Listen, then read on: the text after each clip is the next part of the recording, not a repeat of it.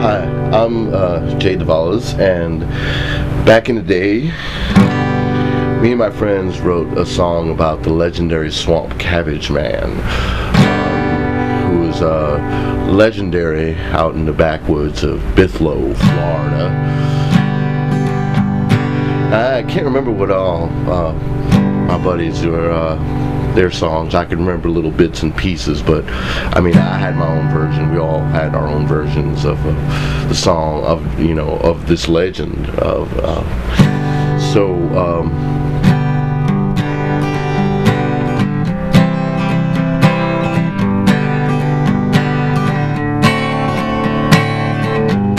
in the backwoods of Bithlo, just past the trailer park. In the woods, I saw him one day. He was by a tree. I had never seen nothing like him.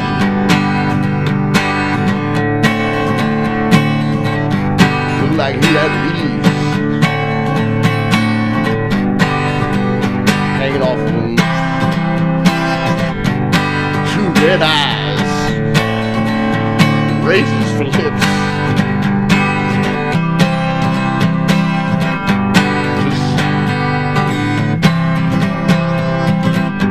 Just when I saw him, shot off like lightning, left the trail.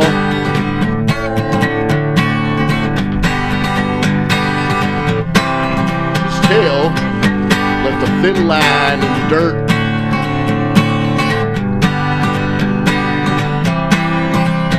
That's the legend of the Swamp Cabbage Man.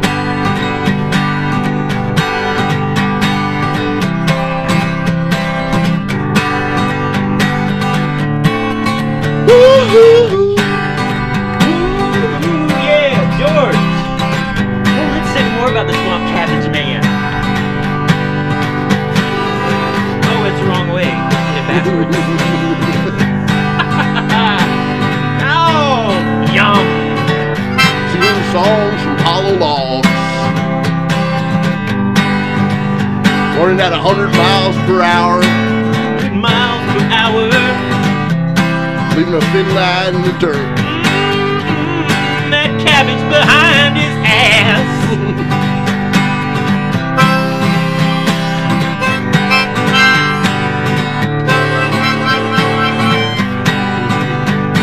I'm not that good, Charles.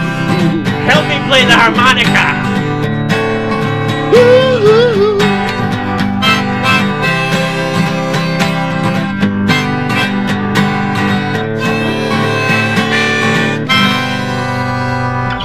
Oh, George! George! Just having a little bit of fun. We were having a little bit of fun. Oh, how do you like my Charles Nelson Reilly? My Charles Nelson Reilly impression with Swamp Cabbage Man. Yum!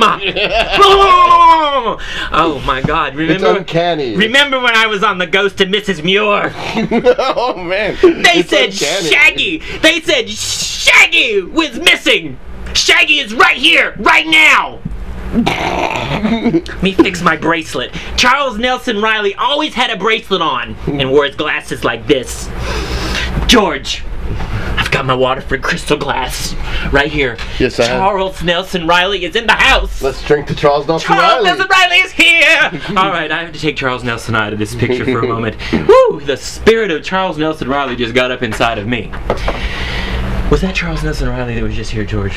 Yeah, he was just here, and I didn't know how to react. Yeah, it was kind of scary, actually. It was kind of scary.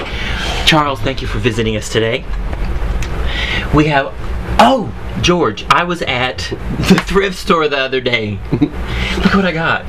I got this. Wow, is that like a Monet? No, it's not a Monet. Is it? It's a Picasso.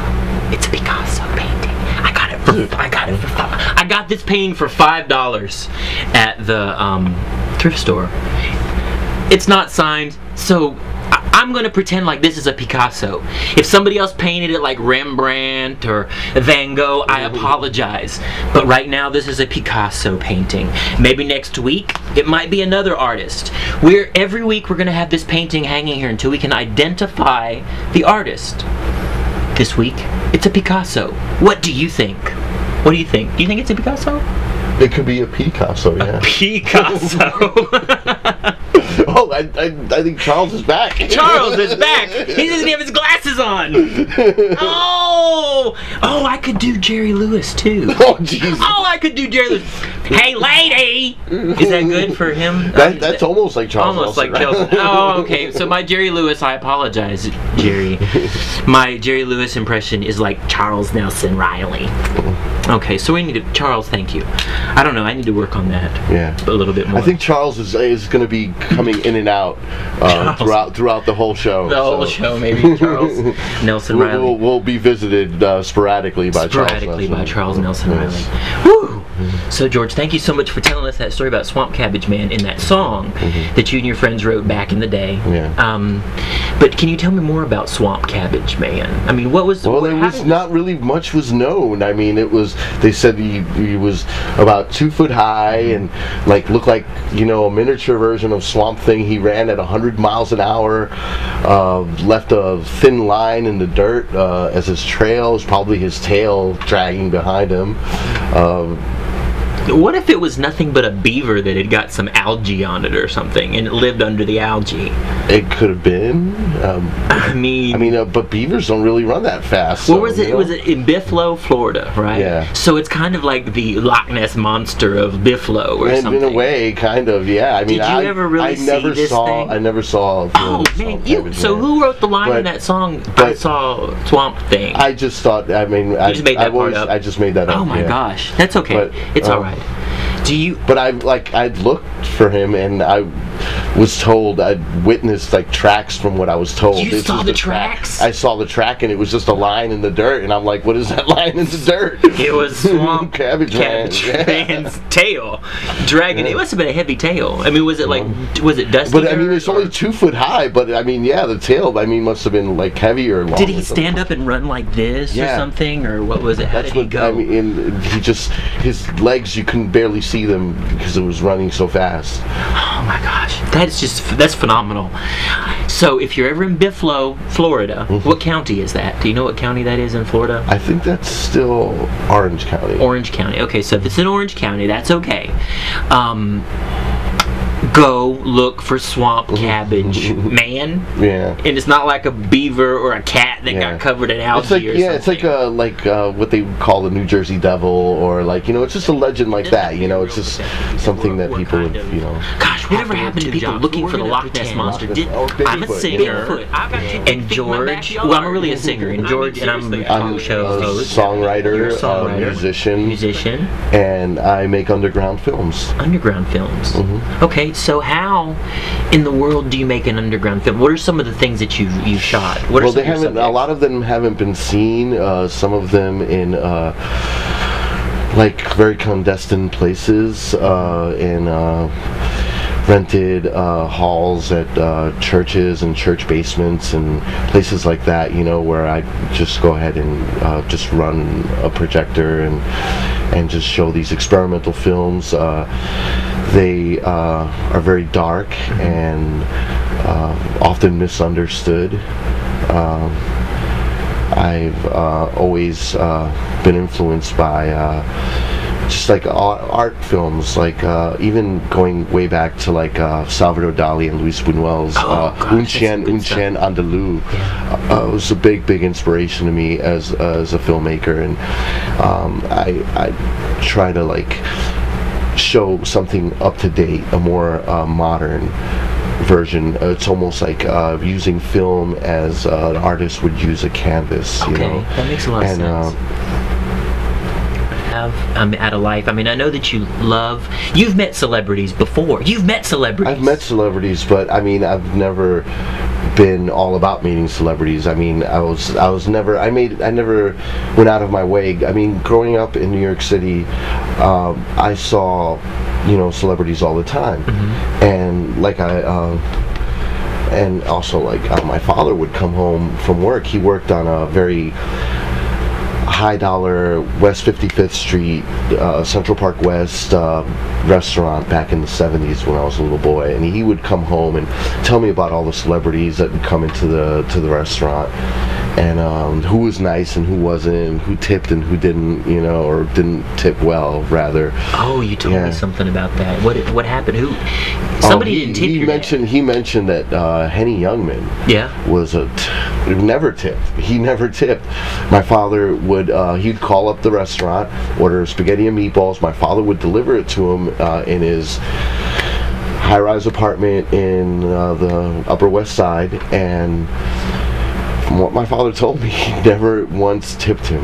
Never. He paid exactly what the bill was. Exactly what the bill was, yeah. Well, maybe because your dad delivered, he didn't feel like he had to tip him or something, like, because he wasn't being served at in a restaurant, maybe? You think that he said in the restaurant he wouldn't tip. He wouldn't tip either in the restaurant? Or like he was a lousy tipper when he would be in the restaurant, yeah. There's a lot of, I've heard, I mean, I don't like to talk about people like that, but I mean, there's a lot of stories that you hear that people are lousy tippers, and I mean, working in the service industry, having worked as a server, those types of things. Rod Stewart was a good tipper. Rod Stewart was a good tipper? Yeah, he's Rod Stewart. Ron Reagan Jr. Yeah. He said was a good tipper. Was a good tipper.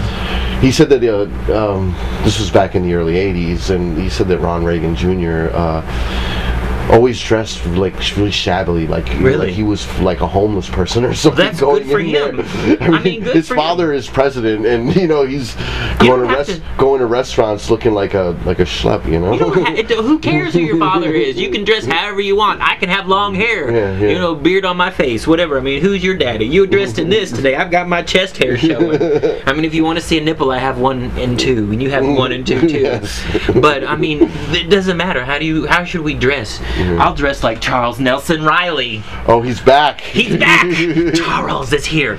No, but George. So anyway, so just talking back about this situation, you said you were walking down the street when you were a child, and you met one of the Ramones.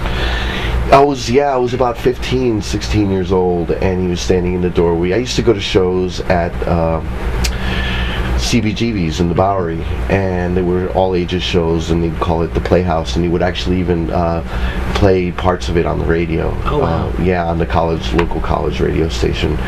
And I saw quite a lot of punk and hardcore bands, but one day he was just standing there in the doorway talking to some guys, and I just walked up and told him, Joey, I've always wanted to meet you, you know, I love you guys, I love the Ramones,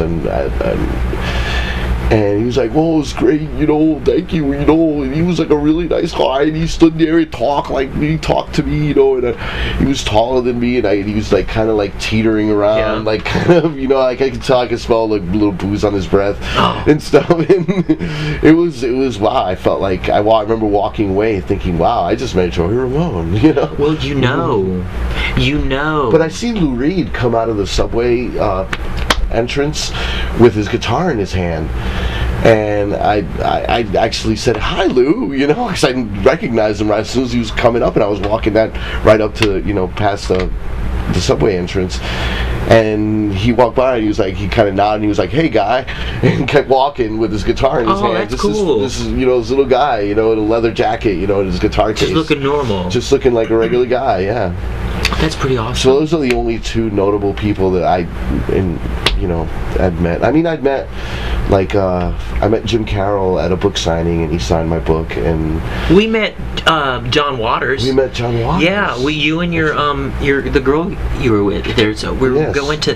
Yes, that was so fun. That was really great. Yeah. John Waters. He was a nice guy. He seemed like a very nice guy. He was nice. Yes. And I told John. Remember what I told John Waters? Well, you guys gave him that awesome sculpture with that thing coming out of the mouth, that penis. Yes. There was like a penis coming out of the statue's mouth. Sorry, children. But but when I was there, I told him, I said, my mother used to let me watch John Waters movies when I was a kid. I mean, I think I turned out okay. I wish I'd have told him my brother took me to see Polyester when I was like 11 or 10 or something, and I think that might have also influenced me, you know, in my life, you know, to be the way I am, you know. I mean, it was pretty shocking. Pretty shocking. At that age, I remember being like, I didn't really understand very much of it, but I mean, I thought certain parts were funny, and I mean, I enjoyed it, you know. I think that's I don't think that it warped me or made me, like, you know, a evil person or anything, you know. I think that the whole correlation between, like, they have that concept of you're 6 degrees from Kevin Bacon or something like that. You know, I mean, we're sitting right here and we're connected too. We somehow everybody is connected to Hollywood. You know, but I met Nancy Sinatra. Wow, you met Nancy Sinatra? I met Nancy Sinatra, and she's got all kinds of great songs.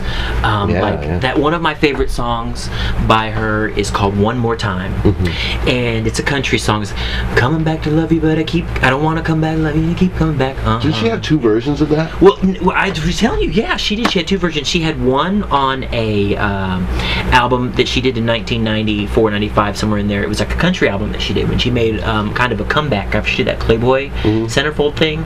Somebody stole my Nancy Sinatra Playboy issue. They didn't want me looking at Nancy naked. I was a kid. I bought it. They let me buy it. I told them that I was 18. I don't know what her father would have thinking. I'm not going to get into that because that's Frank Sinatra. And this is the book that she signed for me, An American Legend by Nancy Sinatra, the Frank Sinatra book. I met her at the Sam's Club in Atlanta, and I told her about that album. I said, Nancy, I said, I like your version of One More Time on the Woman album, and I also like it on your new album. And she said, you really are a fan. That made my day. That's great. That made my day. The reason that I brought up another thing about celebrities is I chased away a celebrity once with my violin. A major celebrity. And I was hoping maybe you could help me with a little country something on here. It gets pretty down and dirty, so I need some country, something country, dirty country, because I need to play this with you. Now I'm going to tell you guys, you can play it. You can play it. When it was 1996, and I was in Atlanta, Georgia, and I decided to take a trip down south. I went a little further than I should have gone, but I had my violin with me. And I said, this man walked up to me and says, hey boy, you want to play a song? I said, what? He said, yeah. So I said, I don't play the violin very well, but I think that I can make you tell that I can chase you away and you'll never come back to try and get me.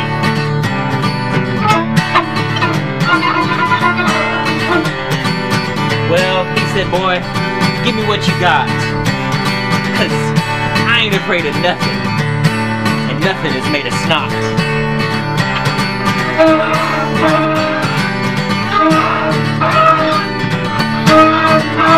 That's exactly how I played. Now the devil down in Georgia, thanks to Charlie Daniels, came to visit me because I had that freaking white tape.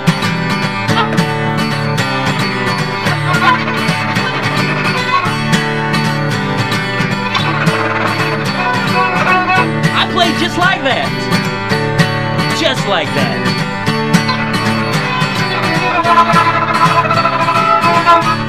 Now, said, I want to challenge you to a duel. I'm gonna make you look like a fool, and I want to hear you play. I said, man, I just played for you. No! I don't know how to play the violin. He says, boy, I'm here to collect, and you better have some talent, or I am gonna take you and let you go. I said, okay. So I played with the devil. I played with the devil. He sang to me, boy, you can't play. Now, this is the part where the solo came in. He had his ears covered like this. He said, boy, my hearing aid that I heard when that man went to the crossroads, that hearing aid is in my ear. I gotta turn it down. don't want to hear what you gotta say. I said...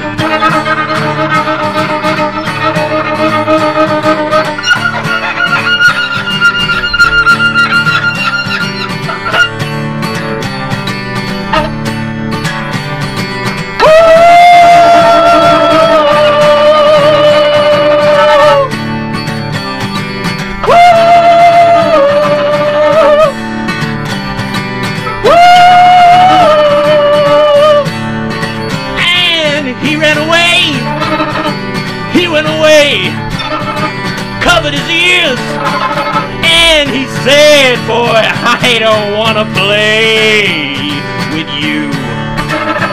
I don't want to play with you. No, devil, I got away with my soul. 1996, I got away.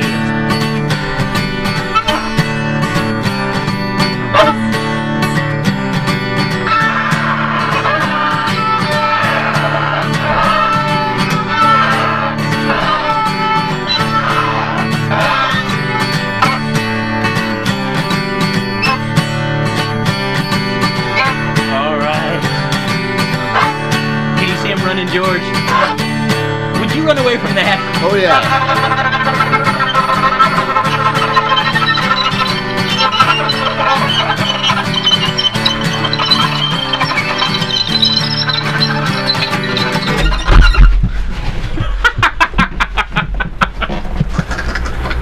Did I almost hit you?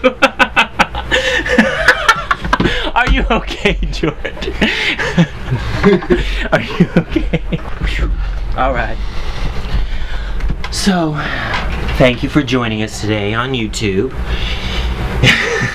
JD and Aaron Paul 777. You can follow me on Twitter.